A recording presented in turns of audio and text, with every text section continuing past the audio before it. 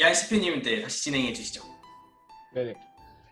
어, 제가 이제 그러면은 왜 한국에서는 사교육이 심각하고 사교육이 네. 굉장히 사람들이 많이 사교육을 받고 또 어떤 그 좋은 학교를 가기 위한 점수를 올리기 위한 어떤 그런 음, 현상이 많이 심화가 돼 있는데 그럼 미국은 왜 그렇지 않을까 반대로 네. 이제 그런 생각을 해봤어요. 그래서 이것도 제가 어떻게 예. 보면 주관적인 경험에서 나온 생각인데 그 음, 두 가지로 요약을 해봤거든요. 첫 번째는 사교육이랑 관련 없이 명문대를 갈 수 있다라는 게 첫 음, 번째 논점이고, 두 번째는 네. 굳이 명문대를 가지 않아도 사회에서 성공할 수 있는 길이 더 많이 열려 있다. 음, 그런 것 같아요. 그래서 먼저 첫 번째에 집중을 해보자면 가장 핵심이 되는 게 고등학교 선생님들한테 추천서를 잘 받아야만 명문대를 갈 수 있다라는 것 같아요. 그러니까 아, 예. 네, 그 우리나라 같은 경우에는 사실 선생님들의 어떤 뭐 요즘에 입학사정관제라는 걸 하면서 선생님들의 역할이 많이 늘어났지만서도 네네. 그래도 어떤 수능이나 어떤 이런 것들의 그것이 되게 크잖아요. 그렇죠. 그리고 또 이게 좀 제가 문제가 있는 거라고 생각을 하는데 요즘에도 그런지는 잘 모르겠어요. 근데 제가 보니까 네. 요즘에도 그런 것 같아요. 학교에서 시험을 잘 보려면 학교 공부에만 집중하면 학교 시험을 못 봐요. 네, 선생님들이 선생님들이 맞아. 문제를 낼 때 본인들이 가르치는 거에서 내질 않습니다. 음, 심지어 저 때는 어떤 선생님은 학원 문제를 참고하시는 분도 있었고요. 전과, 뭐, 예를 들어 맞아. 하이탑, 이런 거. 아, 하이터. 요즘에도 하이탑이 있는지는 모르겠지만, 그런 데서 아, 참고를 해서 문제를 내시기 때문에, 그런 전과나 하이탑이나 이런 거를 새로 사가지고 우리가 과외로 공부를 하지 않으면 시험에서 높은 점수를 얻기가 힘듭니다. 근데 맞습니다. 미국에서는 고등학교 선생님들마다 가르치는 내용이 조금씩 차이가 있어요. 그리고 자기가 가르친 거에서만 문제를 냅니다. 음, 그래서 고등학교 선생님들한테 추천서를 받아야만 그게 명문대를 가는데 가장 큰 지표가 되기 때문에 그 음, 선생님이 하는 수업 자체에 온전히 집중이 되고 또 심지어 방과 후에 가서 이제 자기를 어필하려고 질문도 더 해요, 학생들이. 네네. 고등학교 때부터. 뭐 이런 현상 때문이라고 생각을 하고 두 번째는 그 이제 미국에서 한국 수능으로 대치될 수 있는 게 이제 두 가지가 있는데 SAT랑 SAT. ACT거든요. 그렇죠. 예. 그래서 이게 보통 제가 알기로 1년에 6번에서 7번 정도 볼 수 있는 걸로 알고 있어요. 음, 그러니까 마음을 먹으면 사실 이게 SAT나 어떤 ACT에서 고득점을 얻는 거는 솔직히 의지가 있는 학생들, 머리가 있고 의지가 있는 학생들한테 그렇게 어려운 게 아닐 수가 있어요. 몇 번이나 다시 볼 수 있고 자기가 뭐 미리 준비해도 되고 나중에 준비해도 되지만 또 계속 기회가 있는 거예요. 1년에 한 번 끝나는 게 아니라. 그리고 SAT나 ACT에서 어떤 고득점을 얻는다고 해가지고 명문대를 잘 갔냐? 그것도 아닙니다. 그렇죠. 그러니까 어느 정도 점수 이상을 넘으면은 이제는 약간 됐다라는 절대적인 기준은 되지만 그 이후부터 중요한 건 방과 후에 어떤 활동을 했는지, 에세이가 어떤지, 고등학교 선생님들의 그 추천서가 얘가 어떻게 보고 있는지 선생님들이 이런 게 그렇죠. 좀 중요한 것 같거든요. 근데 한국엔 이제 학교 시험조차도 과외로 공부를 해야 점수를 올릴 수 있고 또 수능도 굉장히 중요하기 때문에 그 수능 점수도 과외로 공부를 해야만 좋은 점수 얻을 수가 있어요. 학교 공부에만 집중을 한다고 해서 수능 고득점이 나오는 게 절대 아닙니다. 그렇죠. 네, 말씀해 주신 거를 잠깐 이제 정리하고 넘어가자면 결국 한국과 미국의 어떤 사교육에 대한 열정이 다른 이유는 구조적인 차이가 굉장히 큰 거네요. 미국 네, 같은 그쵸. 경우는 수능도 여러 번 볼 수 있고 그리고 수능보다는 이제 교사들의 이제 추천서 같은 게 중요한데 한국은 음, 말씀해 주신 것처럼 선생님보다는 어떤 국가에서 만들어낸 큰 틀 그리고 사교육에서 이제 제공하는 이런 정보들이 전체적으로 도움이 되다 보니까 어쩔 수 없이 사교육 갈 수밖에 없다. 이런 말씀해 주셨고요. 두 계속 이어서 번째, 네, 네, 그 해주시죠. 두 번째 관점은 그냥 간단하게만 빨리 설명하고 끝낼게요. 사교육과, 아까 명문대랑 상관없이 사회에서 성공할 수 있는 길이 열려 있어요. 그러니까 예를 들어서 미국에서 유명한 정치인들의 학부를 보면은 명문대가 아닌 경우도 생각보다 굉장히 많습니다.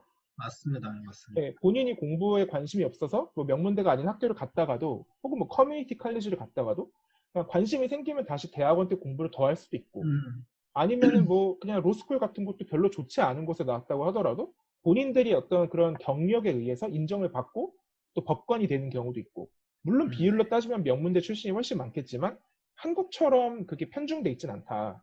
음, 그렇기 때문에 맞습니다. 맞습니다. 언제든지 자기를 어필할 수 있는 기회가 다시 생긴다라는 그 차이점이 좀 있는 게 아닌가 싶어요. 한국은 음, 어떤 좀 낙인 효과 같은 게 있거든요. 그렇죠. 학부라는 것에 대해서. 그리고 현실적으로 이제 중소기업이나 대기업의 지금 임금 격차가 점점 커지고 있는 상황인데다가 대기업에서 주로 IT 쪽이 우리나라는 대세가 아니잖아요, 사실. 제가 생각하는 또 문제점 중에 하나는 이거였는데, 명문대생들이 왜 취업을 대기업을 많이 할 수 있느냐? 기본적으로 능력을 볼 수 있지를 않아요, 제조업에서는. 예를 들면 제조업에 취업을 할 때 볼 게 없어요. 근데 예를 들어서 어떤 뭐 반도체라던가 뭐 아니면 IT 쪽이라던가 이런 거는 이제 석사나 박사를 뽑을 때는 연구 성과를 보면은 되지만 학부생들을 뽑을 때는 사실 그런 게 테스트할 만한 게 없어요. 그러다 보니까 겉으로 보이는 명문대를 나와야 되는 그런 지표 같은 걸 볼 수밖에 없는 상황이 되고, 거기서 뭐 예를 들면 영어 성적이라던가 뭐 여러 가지 그 뭐 자체적으로 요즘에 이제 회사가 자체적인 시험 보죠, 이제. 그래가지고 자체적인 시험도 보고 이제 그런 외부적인 스펙이나 이런 거를 볼 수밖에 없는 상황이 되는데, 사실 우리나라도 다음이나 그러니까 다음 카카오나 네이버 같은 경우에는 뭐 다 아시겠지만 그냥 순수하게 코딩 실력만 잘해도 들어갈 수가 얼마든지 있는데, 현재 한국의 사회 구조상 제조업이 주류를 이루고 있는 상황이기 때문에 좀 더 그 명문대의 중요성이 커졌었던 것 같아요. 그러니까 근데 대학이라는 그 대기업 중에 것이 예, 사실 어떤 기술을 수양하고 이제 성장하는 예, 발판이 돼야 되는데 한국은 이제 증명서처럼 돼버린. 네. 그래서 대기업 중에서 IT가 주력인 회사들이 이게 많아지게 되면 저희가 보기에는 그 명문대의 중요성이 상당히 떨어질 가능성이 있다. 그런 생각도 조금은 듭니다. 다만 이제 뭐 전기공학이나 이쪽은 또 다른 문제긴 한데, 단순히 프로그래머나 IT 쪽이나 이런 쪽에서 많이 필요로 하는 지금 인력 같은 경우에는 사실은 꼭 명문대가 지금 중요하지 않은 상황이기 때문에 그런 부분에 대해서 조금 변화가 있을 수도 있다라고 보기는 해요. 다만 문제는 우리나라 애들 중에서 코딩이나 이런 거를 창의적으로 하려고 하고 이런 걸 잘하는 사람이 별로 없다는 게 문제죠. 그래서 그 결과적으로는 그렇지만 아마도 사회 구조가 변하면은 그 명문대에 들어가야 된다는 중요성 자체가 조금은 떨어질 수도 있다. 얀시피님이 말씀하셨듯이 그런 이제 미국에서 좋은 대학을 나오지 않더라도 어떤 여러 가지 성공의 기회가 좀 펼쳐져 있다. 이런 부분이 가장 좀 크지 않나, 저도 같은 생각이 들긴 하네요. 결국에는 같은 얘기가 되는 것 같은데. 네. 그 제가 방금 종경님 말씀 들으면서 좀 생각을 한 게, 아 그러면은 왜 명문대를 나왔을 때 혹은 미국에서 명문대를 나오지 않았을 때 성공한 기회가 더 크느냐? 노동 유연성 때문이 아닌가라는 생각이 들거든요. 지금 드는 생각이. 네. 그 문제 사실 네. 빼놓기가 어렵죠. 네. 사실은. 네. 그 미국 같은 경우에는 그 보통 당연히 명문대 학생들이 훨씬 더 좋은 곳으로 취직을 하죠. 이거는 그렇죠. 뭐 네. 당연히 뭐 그렇기 때문에 명문대 아니겠습니까? 맞습니다. 네. 금융, 법조 다 마찬가지죠. 뭐 IT 네네. 쪽도 마찬가지고. 예. 근데 창업도 많이 하지 않습니까? 솔직히 아이비리그가 더. 그렇죠. 근데 한국처럼 그 학생들이 정규직이라고 하죠. 한국은. 그러니까 정규직이 되면은 이게 자를 수가 없거든요. 함부로. 맞습니다. 예. 근데 미국은 정규직이라는 개념이 거의 없습니다. 그래서 그냥 음, 1년, 2년 계약을 계속 갱신을 하고요. 얘가 성과가 안 좋다 그러면은 명문대 출신이고 뭐가 없이 그냥 잘라버려요. 그렇죠. 네.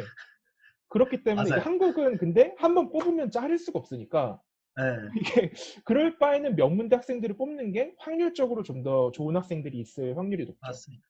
되게 아, 근데 음, 이제 미국의 노동 유연성을 한국이랑 좀 이렇게 1대1 비교하기가 어려운 게, 한국은 한번 대기업에서 잘리면 좋은 직장에 들어가기가 굉장히 어렵습니다. 일종의 또 낙인 맞습니다. 효과로 작용을 하기 예. 때문에.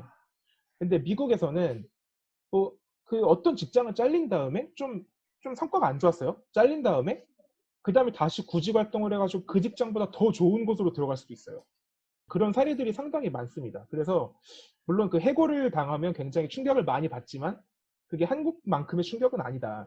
예, 맞습니다. 그리고 이거는 제가 그냥 정확하게 논문 이름은 기억이 안 나는데 어떤 논문에서 이런 분석을 한 적이 있었어요. 미국의 산업이 침체됐었던 게 이제 80년대, 90년대 초반까지였는데, 그때 이후로 이제 엄청난 주식 대상승장이 벌어지죠. 이제 클린턴 정부부터 해가지고. 80년대, 90년대 때 조금 산업이 안 좋았을 때 많은 실직자가 발생을 했었는데, 그 실직자들이 창업을 해가지고 창업 쪽으로 더 많이 가는 바람에 경제 성장에 기여를 했다라는 연구까지 있었어요. 근데 이거는 솔직히 조금, 어, 이게 솔직히 긴가민가 해요. 이게 맞는 분석인지는 모르겠는데, 그래서 이거는 어떤 조사였냐면, 그때 80대, 90대 초반까지 해고를 당해서 실직을 했었던 사람들한테 10년 정도 추적 조사를 해서 그 10년 후에 다시 회사에 입사를 하고 싶느냐라고 물어봤는데, 오히려 회사에 들어가고 싶지 않다고 대답을 한 사람이 훨씬 비중이 높았다라는 거였어요. 되게 그래서 근데 흥미로운 결과네요. 되게 이게 저는 의미가 약간 있네요. 노동 유연성하고도 연관이 있다고 생각해요. 예, 굉장히 의미가 더, 있네요. 더 좋은 네. 직업을 얻었다던가 아니면은 뭐 사업을 하면서 좀 창업을 더 했다거나, 예, 그런 거죠. 괜찮은 예, 상황에 놓였으니까 난 돌아가고 싶지 않다. 예, 이런 답변이 나온 거라고 그냥 예상이 되는데 네네네네. 그럼 여기서 이제 대화가 주제가 좀 많이 딴 데로 간 것 같아서 좀 처음으로 돌아가면은 이제 변호사님께서 준비하신 주제는 이제 사교육이었고 네, 맞습니다. 사교육의 부가가치가 있는가 네, 정말 오히려 이제 사교육 때문에 혹은 이제 공교육의 문제점 때문에 창의력이 없어지고 있다.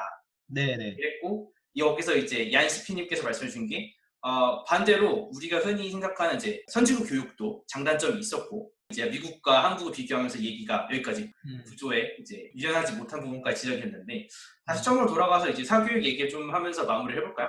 네.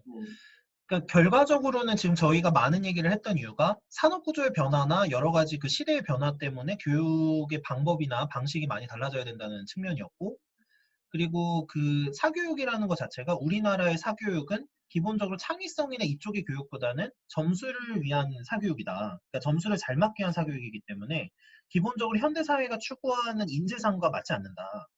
음, 네, 이런 게 일단 핵심 요지일 것 같아요. 결국 필요한 거는 이제 교육에 대한 담론이에요. 우리가 어떤 교육을 해야 되고 사회에서 추구하는 인재들이 있는데 그런 인재들을 만들려면 어떤 교육을 해야 되는가? 그래서 네, 이런 같은 질문을 더 해야 되게 되는데 혹시 여기에 그렇죠. 대해서 얀시피님이 뭐 추가하실 내용 있으신가요? 저는 궁극적으로 이게 참 오해를 불러일으킬 수 있는 말인데 궁극적으로는 수능의 힘이 좀 더 약해져야 된다고 생각을 해요. 그리고 어떻게 보면 완전히 미국식까지는 아니더라도 어느 정도 우리가 잠재력 있는 학생들을 키울 수 있는 그런 환경이 돼야 된다. 약간 네네. 추천서 제도가 저는 어느 정도 좀 필요할 수 있을 거라고 보거든요. 근데 이게 참 문제가 뭐냐면 항상 이게 공평성의 화두가 나오더라고요. 또 여기서. 그렇죠.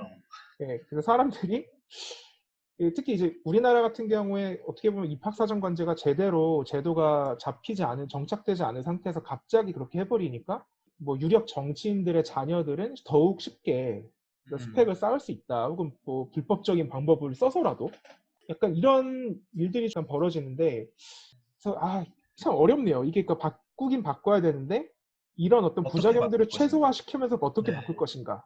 저희가 그걸 지금부터 좀 고민해 나가야 되지 않을까 싶습니다. 맞아요. 저희가 르네상스적 인간의 사실 취지가 이런 것도 들어가 있는 것이라서 여러 가지 사회 담론에 대해서 얘기를 하면서 고민을 해보는 측면이 있잖아요. 그래서 네, 그렇죠. 그런 거를 같이 계속해서 고민해 나가면서 얘기를 해보면 좋을 것 같습니다.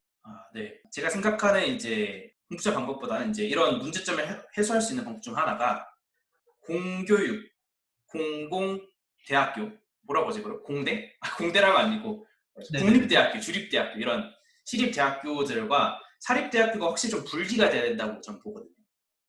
이게 어떤 의미냐면, 미국 같은 경우는 아이비리그라고 불리는 학교는 대부분 다 사립이잖아요.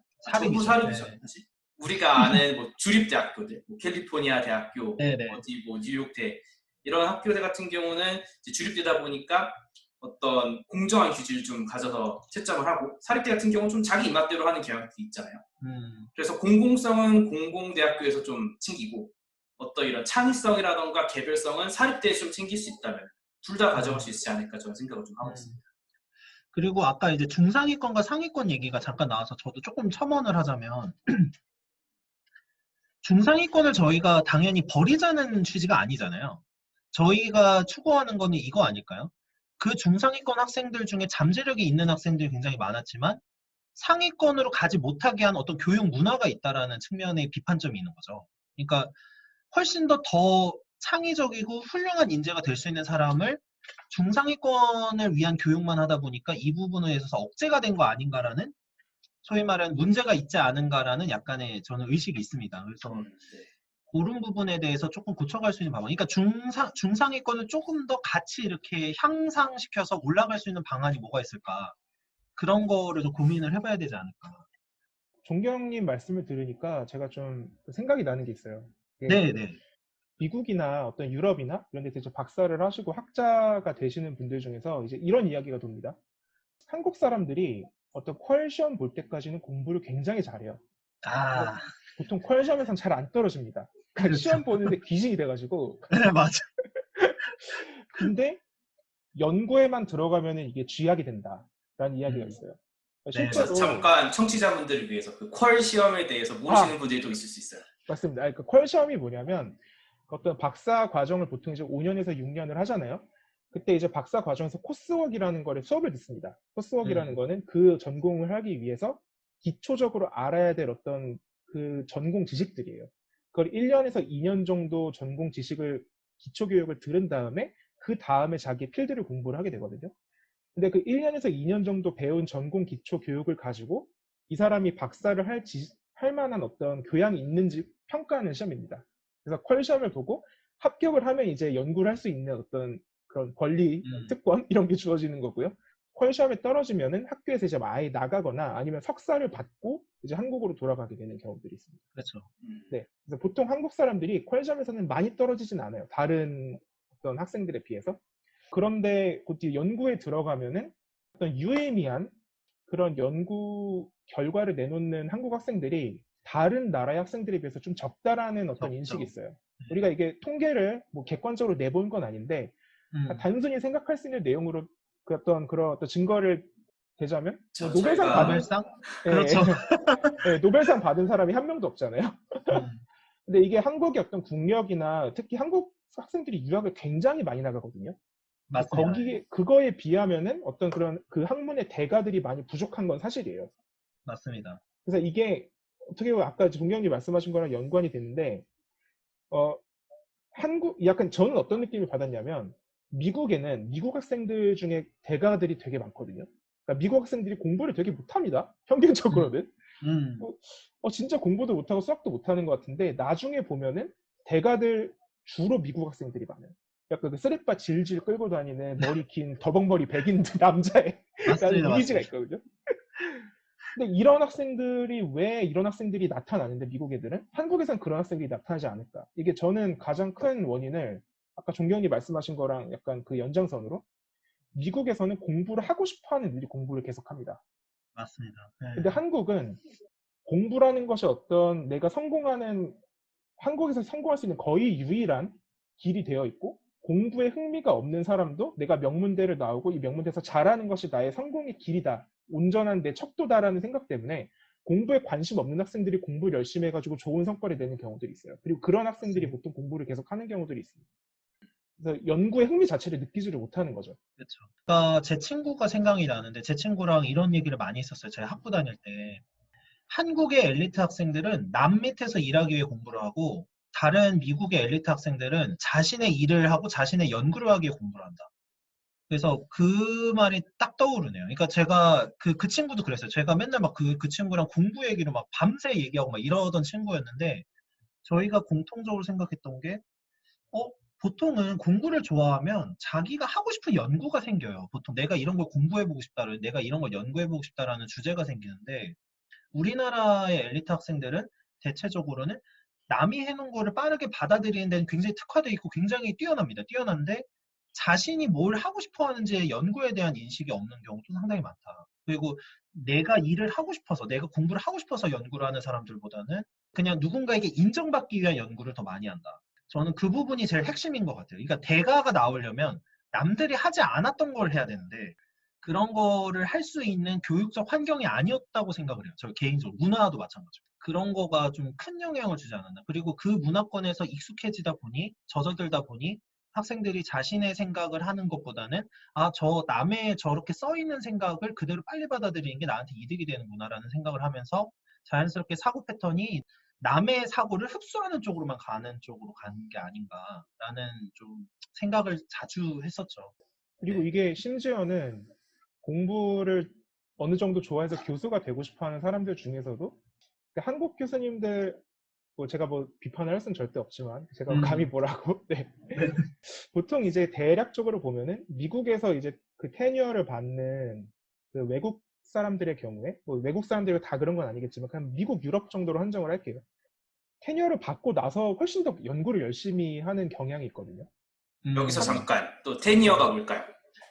네. 테뉴어는 뭐냐면 정년. 한국말로 번역을 하면은 정년 보장이라고 해야 정년 되나요? 보장? 뭐 이렇게 표현하죠. 보통. 교수님들이 이제 잘릴 위험 없이, 그러니까 특별한 그렇죠. 이제 무리를 일으키지 않는 이상은 거의 정년이 보장된 교수직이라고 보면 되겠죠. 뭐 종신 보장? 뭐 이렇게 표현한 것 같았는데 한국. 네, 그런 것 같습니다. 그렇죠. 예. 그래서 굉장히 어떤 연구 성과가 좋은 분이 보통 이제 가지게 되는 어떤 특권이에요. 대학교에서. 우리나라에도 있습니다. 테니어로. 근데 그쵸. 보통 이제 이 테니어를 받고 나면은 자기가 연구하고 싶은 걸 연구를 충분히 할 수 있어요. 왜냐하면 뭐 그게 실패해도 잘릴 위험이 없으니까. 근데 그 그쵸. 미국 사람들은 이 테니어를 받고 나면 공부를 더 열심히 하는 경향이 있거든요. 30분, 15분 이렇게 쪼개가면서 연구를 하시더라고요. 그리고 제가 어떤 그 노벨상을 수상을 받으신 업자분을 잠깐 만나가지고 질문을 할 네. 기회가 있었는데 그분이 지금 제가 나이가 아마 한 60, 70이 넘으실 거예요. 근데 막 그런 말씀 하시더라고요. 아, 이제 내가 죽기 전에 하고 싶은 이 어떤 이 학문에 대한 분야에 대한 꿈이 이거다. 그러니까 우리나라 같으면 60, 70이면 이제 그냥 다 그만두시고 보통은 그런 경우가 많은데 뭔가 새로운 분야를 시작을 하려고 하시더라고요. 노벨상을 받고 난 이후에도. 근데 한국 사람들의 경향이 테니어를 받고 나면은 약간 연구 그 수가 좀 줄어드는 경향이 있어요. 굉장히 잘하셨던 분들도 이게 약간 흥미도의 차이 아닌가. 또 그런 생각이 그러니까 들어요. 이게 저는 솔직히 창의성의 네. 결과성, 결국 테니어까지 학창 시절에 주어진 것만 하던 그런 성향이 테니어까지 갈 수도 있다. 이런. 그쵸. 그리고 학업은 저는 그건 것 머리가 같아요. 있으니까. 공부의 목표가 뭐냐의 문제 아닐까요? 그러니까 맞습니다. 공부가 즐거워서 하는 사람과 공부를 통해서 어떤 성과가, 그러니까 뭔가를, 그러니까 지위나 이런 걸 쟁취하고 싶어서 하는 사람의 차이? 공부가 목적이냐 수단이냐 이 차이일 수 네네, 있겠네요. 그 차이겠죠. 결과적으로 핵심하면. 음, 연구 의욕도 마찬가지일 것 같아요. 저도 이제 솔직히 뛰어난 분들에게 이야기를, 조언을 들을 때 항상 많이 들었던 게 학습을 할 때 심층적 학습이라고 하죠. 그러니까 뭐 예를 들어서 이렇게 피상적으로 뭐 이렇게 외우고 이러는 걸 보통 피상적 학습이라고 하고 이거에 대한 통찰력이나 깊은 이해를 수반하는 공부를 심층적 학습이라고 하는데 심층적 학습을 하는 사람들은 대부분 그 자기가 하고 있는 학습에 대해서 이거를 학습을 왜 하고 있고 내가 이걸 통해서 내가 성장하는 느낌이나 이런 거를 좋아하는 것 같아요. 그리고 내가 뭔가를 공부를 해서 이걸 깨우치면서 느끼는 희열 이런 거를 중요시하는 것 같은데 그런 차이가 아닐까. 그 학습이 대부분 어떤 외부적 동기나 유인에 의해서 공부를 하는 경우. 그래서 뭐 예를 들어 시험 점수라든지 이런 걸 위해서 공부하는 경우 아무래도 피상적 학습을 할 가능성이 높고 그러면 피상적 학습을 했을 때 아무래도 이런 대가나 이렇게 되기는 좀 어렵지 않은가. 그런 생각도 좀 많이 듭니다, 사실. 사실 내용이 그 아까 한번 정리를 하고 음, 사교육에서 벗어나서 많이 산으로 가고 돌아왔는데 네. 그냥 억지로 좀 정리를 해보자면 결국 이제 교육의 장단점이 또 있고 한국의 음, 경우에는 이제 대가가 잘 나오지 않는 교육 방법이죠. 그렇죠. 근데 네. 그 이유는 결국 다시 원래대로 돌아가서 피상적 학습 때문에. 음. 아, 그 네. 피상적 학습은 점수를 위한 공부이기 때문에 네. 즐겁지도 않고 불행해지는데 피상적 학습을 한다. 네. 네네. 이게 사교육이랑 조금 연관을 시켜보자면, 근데 이게 사실 이게 굳이 공부 어떤 학문에만 한정될 필요는 없는 것 같아요. 맞습니다, 그러니까 맞습니다. 우리가 아까 종경님 말씀하신 거 어떻게 보면 또 연장선인데, 결국에는 그 우리가 학교가 공부만 가르치는 곳은 아니잖아요, 사실. 우리가 원하는 네, 그 초중고가 전인 교육이잖아요. 그렇죠. 그래서 학교라는 곳이 우리가 즐겁게 혹은 행복하게 할 수 있는 일이 무엇인지를 찾아주는 곳이 되어야 된다라는 생각을 하거든요. 너무 이상적일 수는 아, 있겠지만, 맞습니다. 네. 그러니까 모두가 그럴 수는 없다 생각해요. 그러니까 모두가 그럴 수는 음, 없지만, 적어도 그 비율이 높아질 때 그 사회가 그나마 좀 이상적인 사회에 가까워지지 않을까라는 생각을 합니다. 맞습니다. 다음에 더 흥미롭고 재밌는 주제로 돌아오겠습니다. 대한민국의 르네상스 시대를 열어줄 이야기 르네상스적 인간들이었습니다. 감사합니다. 감사합니다. 감사합니다.